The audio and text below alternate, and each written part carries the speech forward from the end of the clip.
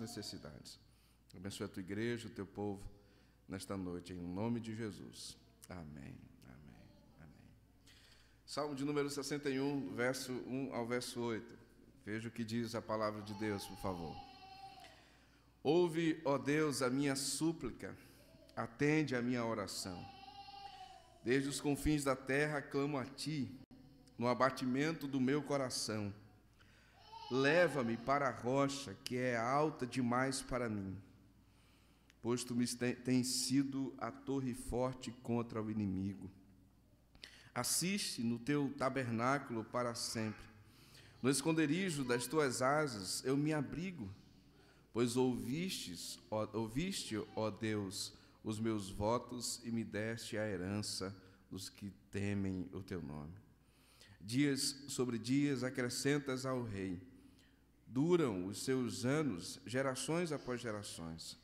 Permaneça para sempre diante do Senhor. Concede-lhe que a bondade e a fidelidade o preservem. Assim salmodiarei o Teu nome para sempre, para cumprir dia após dia os meus votos. Amém, amém. Queridos irmãos, o Salmo de número 61 tem 2 ciclos. O primeiro, Davi está orando pela proteção de Deus. Davi ora em seu favor. Depois, Davi expressa a sua confiança em Deus. Primeiro, então, ciclo desses 2 é a oração de Davi pela proteção de Deus, pela intervenção de Deus, pelo cuidado de Deus para com ele. Segundo, a expressão do coração do salmista na confiança que ele tem em Deus, a confiança que ele tem no Senhor. Esses ciclos, meus irmãos, eles seguem como um padrão, não apenas nesse salmo, mas em outros salmos, nos quais apresentam a anatomia do coração do ser humano. A busca pelo refúgio, a busca pelo socorro, a busca pelo auxílio de Deus, e também a expressão do coração em confiar no Deus de toda a terra. Assim como Davi, devemos então expressar continuamente a Deus as nossas preocupações, devemos apresentar a Deus a nossa vida e também devemos expressar a Deus a confiança que temos nele, a confiança que temos no Senhor. Este salmo é, portanto, um salmo de uma situação específica. O salmista está expressando em algum momento algum tipo de angústia, de desalento no coração, mas ele expressa também a confiança em um Deus que pode reverter a situação que o salmista se encontra. Vejamos então algumas verdades. Primeiro, meus irmãos, o grito do salmista, a oração do salmista pela proteção de Deus. Versos 1 e 2, ele diz: ouve, ó Deus, a minha súplica, atende a minha oração. Desde os confins da terra clamo a Ti, no abatimento do meu coração. Leva-me para a rocha que é mais alta, que é alta demais para mim. A primeira coisa que o salmista expressa ou faz na sua oração é chamar por Deus, é clamar a Deus, é suplicar a Deus para que Ele responda então o seu clamor, o seu grito, o seu pedido, assim como um filho que desesperadamente grita pelo pai ou pela mãe, pelo socorro, pela ajuda, pelo auxílio. É isso que o salmista está fazendo aqui. Ele está clamando a Deus, ele está pedindo a Deus, ele está suplicando a Deus para que o Senhor ouça a sua oração. Sabe, irmãos, é com essa confiança que nós precisamos nos aproximar de Deus. É com essa consciência que nós precisamos nos aproximar do Senhor. Não de um Deus que está longe de nós, mas de um Deus que está atento às nossas orações. Diante de um Deus que está atento às nossas súplicas. O salmista certamente estava pedindo por alguma coisa específica, que Deus o protegesse em alguma adversidade ou alguma situação difícil que ele estava vivendo, de modo que a sua própria alma estava cansada. Veja o que ele diz no verso de número 2: desde os confins da terra clamo a Ti, no abatimento do meu coração. A miséria expressa, que o sentimento expresso aqui pelo salmista é um sentimento de um coração que está machucado, dolorido, talvez em desespero. que se vira, se volta para Deus pedindo o auxílio divino. Talvez seu coração tenha chegado aqui assim esta noite. Talvez circunstâncias na vida ou situações diversas tenham abatido o seu coração, ou tenham entristecido o seu coração, machucado a sua alma, de modo que o clamor do salmista se confunde com o seu, e o seu clamor se confunde com o do salmista. Seu coração grita, seu coração eleva a Deus a voz, rogando a Ele o socorro, rogando a Ele a ajuda, rogando a Ele, então, a direção para as decisões ou para tudo aquilo que você pretende fazer. O salmista grita a Deus, o salmista ora a Deus no abatimento do coração. Quando nós olhamos, irmãos, para os salmos, nós temos uma radiografia do que é a alma humana, das situações diversas que às vezes nós enfrentamos, que produzem no nosso coração algum tipo de instabilidade, algum tipo de sabor pela vida. Às vezes o afastamento, a sensação de estar distante de Deus. Às vezes são os inimigos que se levantam, às vezes é o próprio pecado do coração, circunstâncias diversas que vão abatendo o coração, que vão minando as nossas forças, que vão drenando as nossas energias, de modo que o nosso coração anseia pelo socorro de Deus. O que nós temos então expresso na palavra do Senhor, irmãos, é a verdade de que é um Deus que ouve as nossas orações. Ele disse: clama a mim e responder-te-ei. Essa é a certeza que nós temos. O verso 2 ainda, ele começa dizendo: desde os confins da terra clamo a ti. Essa é uma frase interessante, porque pode, de certa forma, expressar no coração do salmista a sensação de estar distante de Deus. Olha, Senhor, o Senhor está muito longe, é desse lugar que eu clamo, é dos confins da terra que eu clamo, é desse lugar que ninguém vê, é desse quarto que ninguém olha, é desse travesseiro que ninguém está, então, vendo. As lágrimas estão rolando em meu rosto, e meu coração do confim da terra, ou dos confins da terra, clama a ti. Talvez você que nos acompanha na internet, sei lá onde você está agora, e a sensação no seu coração é essa, de estar no confim da terra, em uma terra longínqua, em um lugar distante, onde ninguém vê, e somente a solidão está presente na sua alma, somente o desespero habitou no seu ser. Saiba que há um Deus que ouve as nossas orações. E por mais que o nosso coração, irmãos, em algum momento se sinta só, nós temos a certeza de que Deus é onipresente, é onipotente, é onisciente, de que a graça de Deus sempre nos acompanha, como diz o Salmo de número 23, que a bondade e a misericórdia do Senhor nos acompanharão todos os dias da nossa vida. Nós podemos ter a certeza de que quando gritarmos, e que quando clamarmos, e que quando orarmos a Deus, a sua graça se manifestará em nosso favor. Meus irmãos, o salmista assume a angústia do seu coração. Isso é interessante porque, às vezes, nos nossos relacionamentos, nas nossas conversas, na companhia das pessoas que nós temos, nos mostramos fortes, nos mostramos autossuficientes. É importante, obviamente, lutar com resiliência, com a cabeça erguida, com o coração firme. Mas nós precisamos, irmãos, ter a certeza e a convicção da importância também de colocarmos diante de Deus a fraqueza do nosso coração, quem de fato somos e como nos sentimos em determinados momentos da nossa vida. Eu achei interessante o que certo autor disse.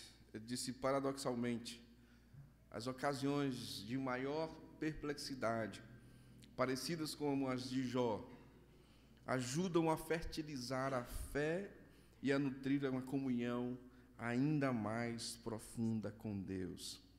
E ele acrescenta: a fidelidade significa aprender a crer que, mesmo fora do perímetro da névoa cinzenta, Deus ainda reina e não nos abandonou, não importam as aparências.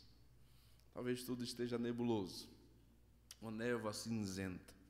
Você não consegue ter muita visibilidade, ou uma visibilidade de longo alcance. Mas há um Deus que não perdeu as rédeas do mundo. Tudo está no controle da sua mão. Meus irmãos, por isso o salmista termina com esperança.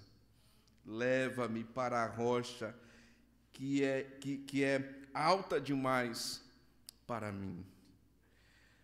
O versículo termina, meus irmãos, Davi expressando ou pedindo a Deus, não apenas que ele ouça a oração no instante, no primeiro momento, mas agora ele pede a Deus que Deus o leve para um lugar de segurança, que Deus o leve para um lugar de fortaleza, que Deus o leve para um lugar seguro.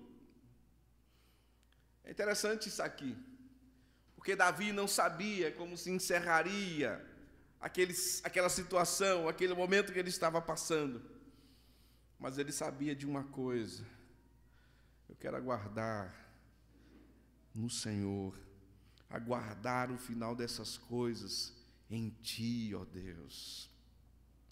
Talvez, irmãos, a nossa primeira necessidade não seja o cenário mudar, mas seja a gente mudar o nosso coração de lugar.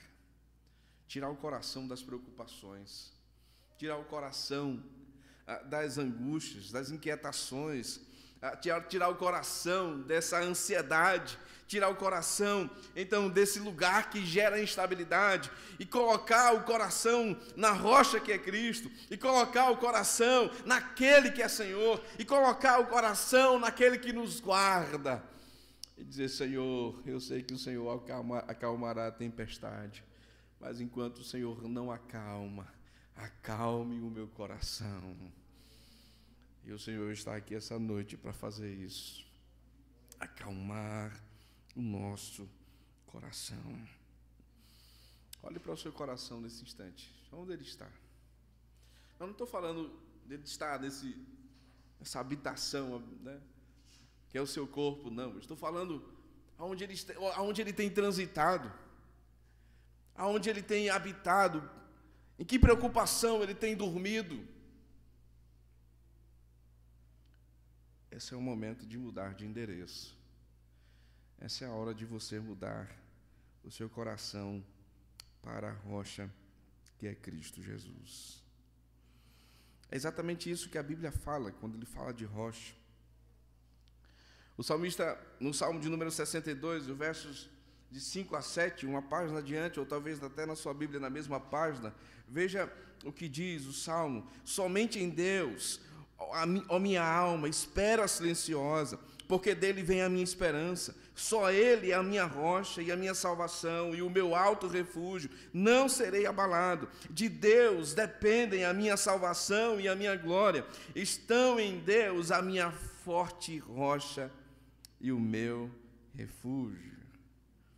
Há muitos lugares nesse mundo que de vez em quando a gente vai, eu levo o coração para tentar acalmar um pouco, às vezes nas distrações, né? Ou talvez você vai, sei lá, para o uso de qualquer recurso nessa vida, para tentar esquecer os problemas ou afastar um pouco o pensamento. Mas o melhor lugar, irmãos, que o nosso coração precisa e deve estar é no Senhor, é em Deus. Existem coisas boas nessa vida que às vezes aliviam o coração da gente. Uma viagem é legal, né? Curtir uma noite na praia, ficar ali sentado, refrescando com a brisa, batendo no seu rosto, agitando os seus cabelos. Os meus realmente ficam caindo nos olhos. Esses lugares são bons. Certas companhias são agradáveis. Um passeio, sei lá, de repente conhecer uma gastronomia nova, né? Sei lá, alguma coisa desse tipo. Mas não há lugar melhor, irmãos, do que estar em Deus. O salmista disse, aliás, o profeta Isaías disse no capítulo 28, versículo 16: portanto, assim diz o Senhor: eis que eu assentei em Sião uma pedra já provada, pedra preciosa, angular, solidamente assentada. aquele que crer não foge. Perceba, meus irmãos, quando nós lemos na história da teologia bíblica, da palavra de Deus, nós vemos como isso vai apontando para a pessoa de Jesus. Em Atos capítulo 4, versículo 11, você tem exatamente essa aplicação. Pedro prega e ele diz: Jesus é a pedra que os construtores rejeitaram. Essa pedra que eles rejeitaram, Deus a colocou, ou tornou a pedra angular, a rocha angular. Nele nós podemos colocar a nossa confiança. 1 Pedro 2, versículos 4 a 8, nós temos exatamente essa aplicação acerca de Jesus. Essa rocha da qual o salmista, então, diz ser o seu refúgio, ou pede para que Deus o leve para lá, é o próprio Cristo. Cristo é o nosso lugar seguro. Nós podemos habitar com confiança em Jesus. Jesus é a rocha da nossa salvação, um refúgio seguro e eterno, um fundamento no qual nós podemos descansar e no qual a esperança do céu é destinada a nós. Ou aplicada à nossa vida, aquele que confia em Deus nunca será envergonhado. A segunda verdade, portanto, que o texto nos ensina, no versículo 3 a 5, o salmista expressa que Deus é um refúgio para o seu povo. E nele, então, Davi expressa a sua confiança. Veja o texto: pois tu me tens sido refúgio e torre forte contra o inimigo. Assista eu no teu tabernáculo para sempre. No esconderijo das tuas asas eu me abrigo, pois ouviste, ó Deus, os meus votos e me deste a honra dos que temem o teu nome. Deus é a nossa confiança. Aqui novamente, o salmista ora a Deus, ele apresenta a Deus a sua confiança. Ele se lembra de que Deus é aquele que tem ajudado o salmista em suas lutas, que Deus é aquele que tem auxiliado, que tem sido um bom auxílio ao salmista em suas lutas. E por isso o anseio do salmista é continuar enfrentando as adversidades, as circunstâncias, no tabernáculo de Deus, na casa de Deus, na habitação de Deus. Ele confia em Deus e se refugia em Deus e expressa então o seu desejo de estar no lugar aonde Deus se encontra com o seu povo. Aonde Deus se encontra com o seu povo. Isso é importante, irmãos. É muito interessante. Porque às vezes, nas circunstâncias da vida, nas lutas da vida, nos abatimentos do coração da vida, o primeiro lugar que a gente deixa de ir é onde? A igreja. Eu estou triste, eu estou abatido, eu estou angustiado. Eu acho que eu vou encontrar esperança aqui mesmo, na minha casa, no meu travesseiro, sei lá onde vai ser, ou talvez nas noitadas, ou talvez isso ou naquilo outro. A gente vai se afastando do tabernáculo, da habitação, do lugar que Deus marcou para se reunir com o seu povo. A gente vai se distanciando e às vezes a gente nem vai percebendo isso. O salmista diz: olha, eu posso estar abatido, o coração pode estar angustiado, aflito, amargurado, seja qual for o sentimento que está tomando o meu coração, mas uma coisa eu sei: Deus tem sido um auxílio maravilhoso para mim. E o que eu mais quero é estar na casa do Senhor. É assistir no tabernáculo de Deus. Não em um dia, não em uma semana, não em alguns momentos, ou não quando a situação aperta ainda mais e eu não encontro esperança em outro lugar. Eu digo: tudo bem, Senhor, eu me rendo, eu vou à igreja hoje. Mas para sempre, disse o salmista, em todos os momentos, porque é aqui que Deus marcou o encontro com a gente, irmãos. É aqui que Deus nos encontra. Ele nos encontra em outros lugares, na verdade, a terra toda a criação é o tabernáculo de Deus, Deus habita em todos os lugares. Mas o Senhor estabeleceu um encontro com a gente.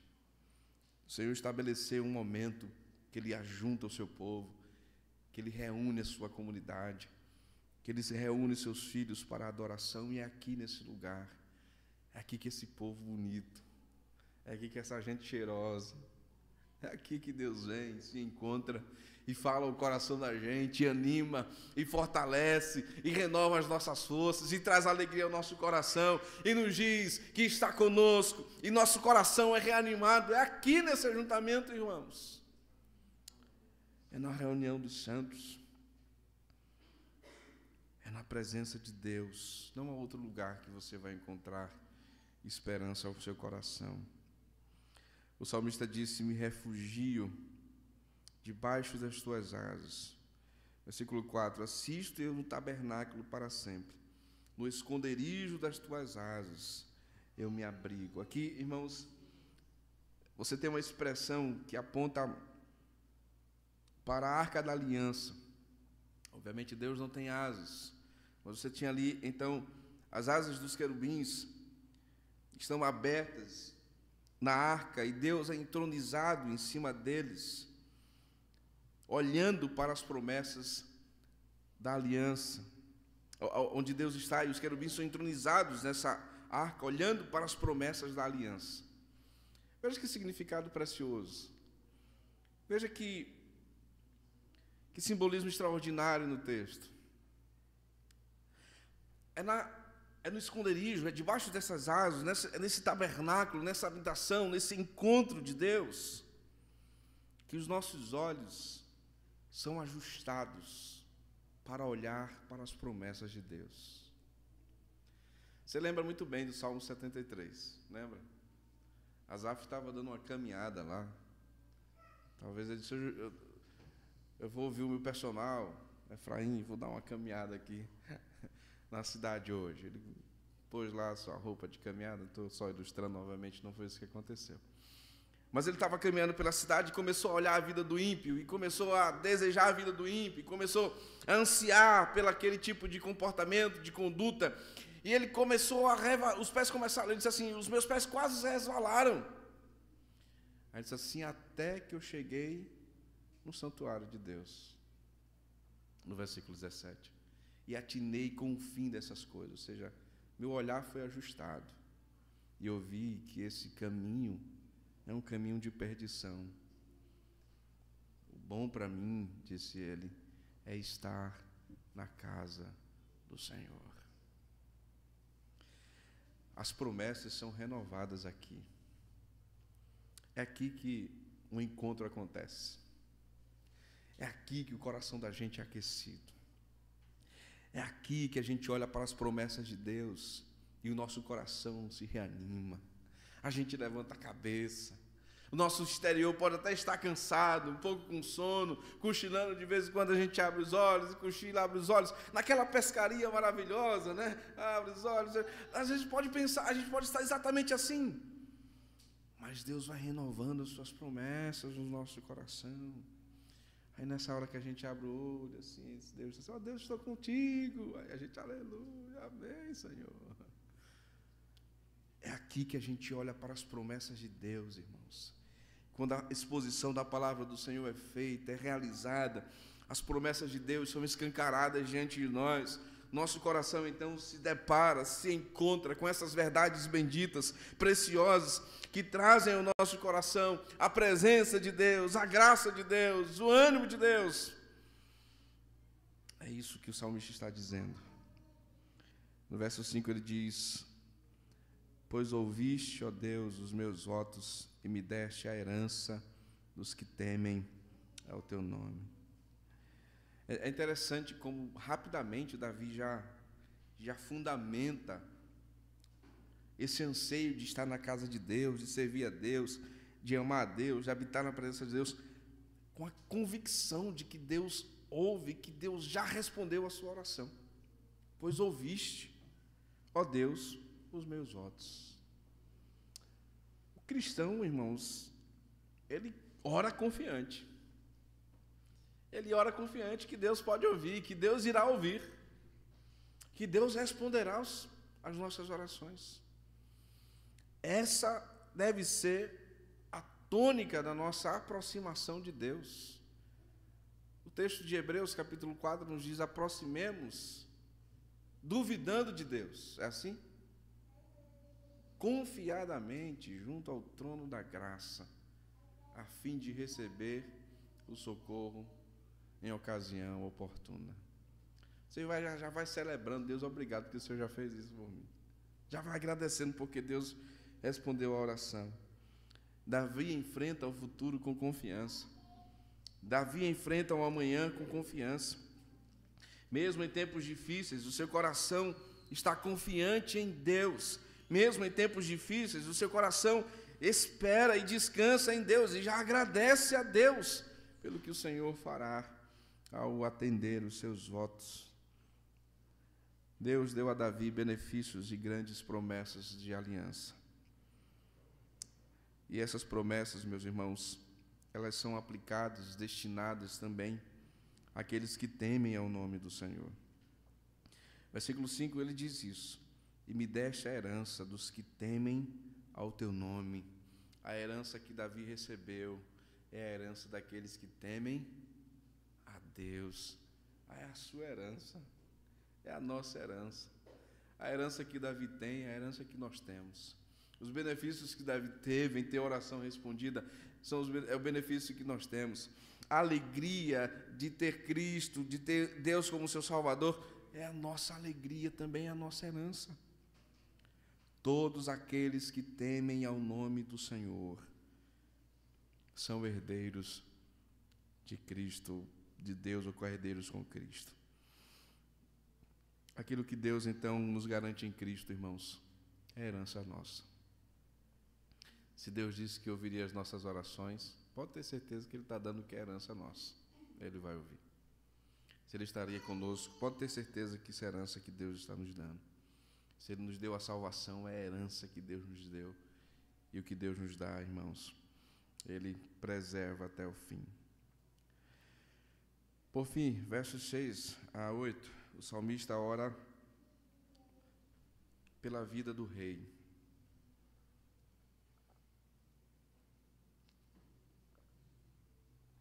Ele diz: dias sobre dias acrescentas ao rei, duram os seus anos, gerações após gerações. Permaneça para sempre diante de Deus, concede-lhe que a bondade e a fidelidade o preservem. Assim salmodiarei o teu nome para sempre, para cumprir dia após dia os meus votos. Agora Davi está orando por algo maior do que ele mesmo. Ele está orando pela continuidade da monarquia em Israel. Ele está orando pelo reinado de Deus sobre a sua nação. Davi não está orando para que ele seja uma pessoa que não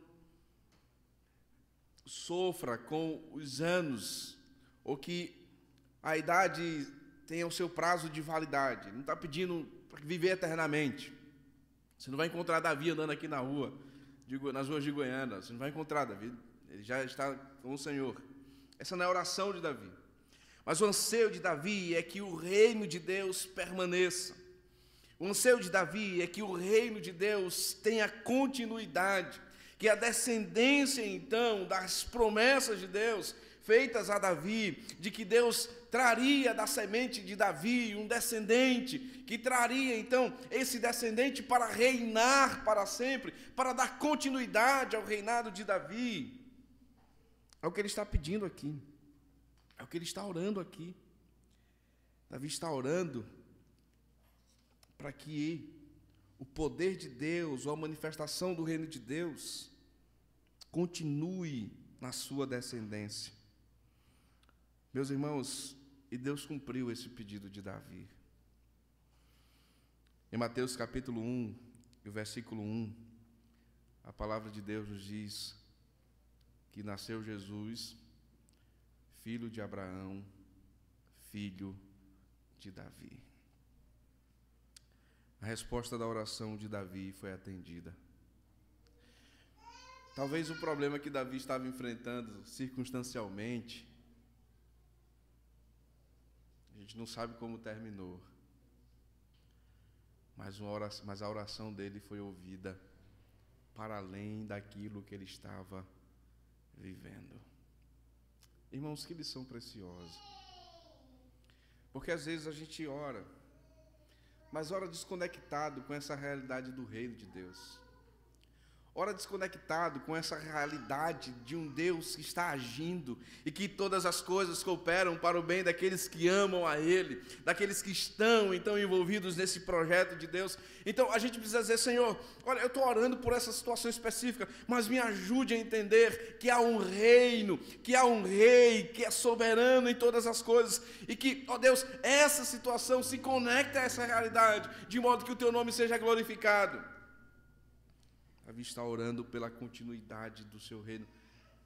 E esse reino se realiza em Cristo Jesus, ou continua em Cristo Jesus. Perceba, meus irmãos, Deus ouviu a oração de Davi ao enviar o seu Filho Jesus Cristo. Em vários textos na Bíblia, nós temos exatamente expressões desse tipo, apontando para a realidade de que Cristo é o Filho de Davi, de que Cristo é o Messias, de que Ele é o libertador, de que Ele cumpre todas as profecias do Antigo Testamento, e, portanto, Deus garante nele esperança para a nossa alma e cura para os nossos corações. Meus irmãos, Deus, em Cristo, então, Ele dá continuidade com o seu reino. E isso é maravilhoso, porque a gente assiste jornais, ouve rádio, ou lê notícias na internet, e às vezes a gente vê reino tal crescendo, ou reino tal alcançando isso, reino tal, reinos, e a gente fica de repente preocupado com como será o futuro. Não se preocupe não, o reino de Deus continuou. Deus ouviu a oração do salmista e o reino de Deus continuará para sempre. Louvado seja o nome do Senhor. Veja o que disse o evangelista Lucas no capítulo 1, versículo 30 a 33. Disse-lhe então o anjo: não temas, Maria, porque achaste graça diante de Deus. E eis que conceberás e darás à luz um filho, ao qual porás o nome de Jesus. Este será grande, será chamado Filho do Altíssimo. O Senhor Deus lhe dará o trono de Davi, seu pai. O que é que Deus faria com esse menino?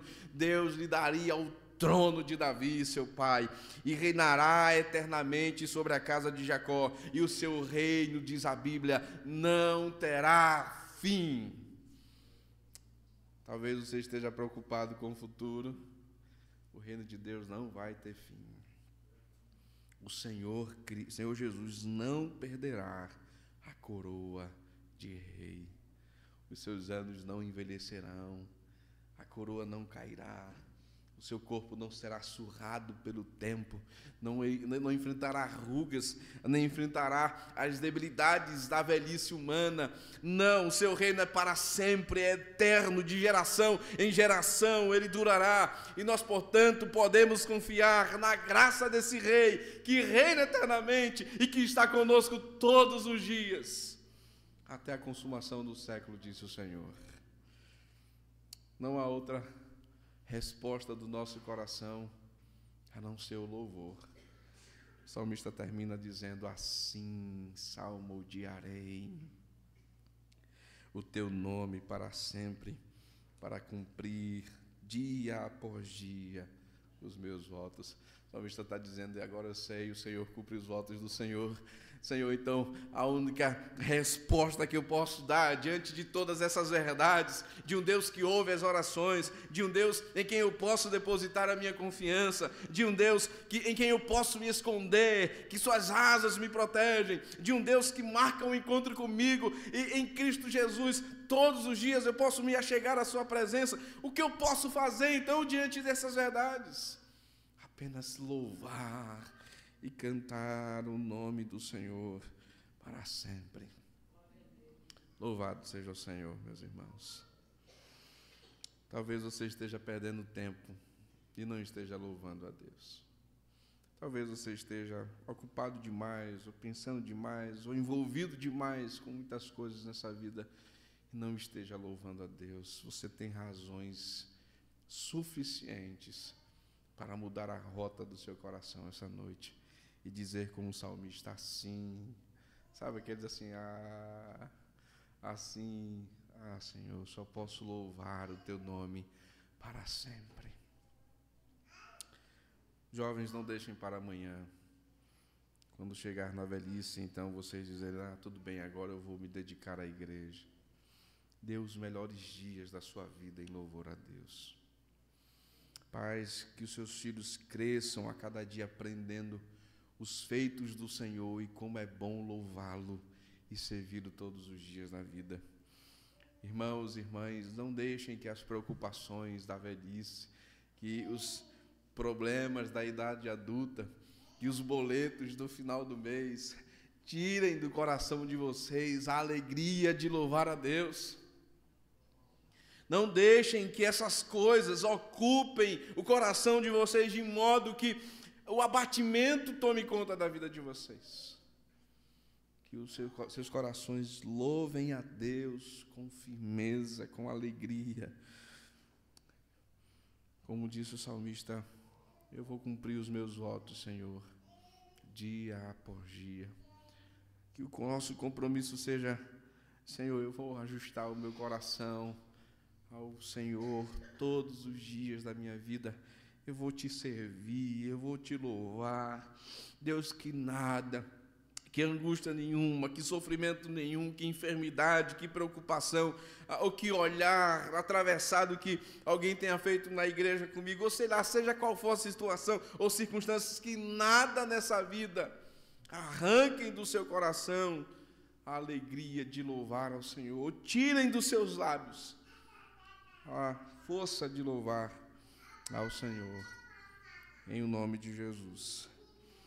Mas eu quero me dirigir a você que não conhece a Cristo ainda. Veja uma coisa, o reino de Deus vai prevalecer sobre todos os outros reinos. Ele prevalece. Em que reino você tem lutado? Ou em que reino você tem pertencido? Ou você tem aderido? Ou você tem então se juntado? O reino de Deus ou o reino dos homens? Se for no reino dos homens, saiba, ele vai perecer, ele vai passar, e você passará junto com ele. Mas há um rei e um reino que permanecerão para sempre. Esse reino é o reino de Jesus. E hoje você é convocado a fazer parte desse exército e servi-lo todos os dias da sua vida. Não deixe para amanhã. Não deixe para depois. Não se entregue aos reinos dos seus prazeres. Não se entregue aos ídolos do seu coração. Mas confie a sua vida a Jesus. Alguma dessas ações você vai fazer essa noite. Ou dizer, Senhor, eis-me aqui. Ou dizer, Senhor, quem sabe um dia eu vou continuar vivendo para mim mesmo e para os meus próprios reinos. Que ação você vai tomar? Que decisão você vai escolher?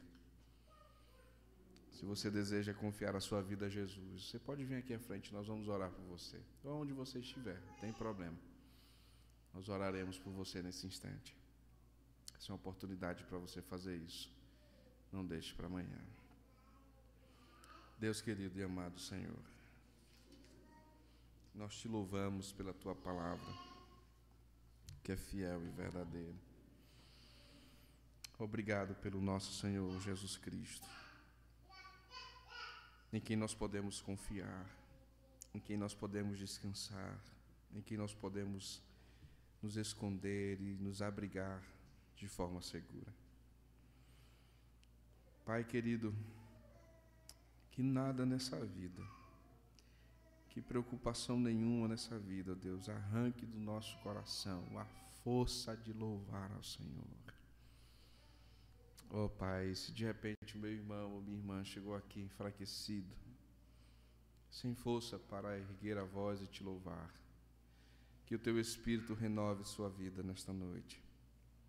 e o ânimo do seu coração nesta noite. E como disse o salmista, ele diga: Senhor, assim salmodiarei o teu nome para sempre. E aqueles que ainda não tomaram essa decisão, Senhor, que o Senhor os alcance, que o teu reino alcance seu coração nesse instante. Em nome de Jesus. Amém.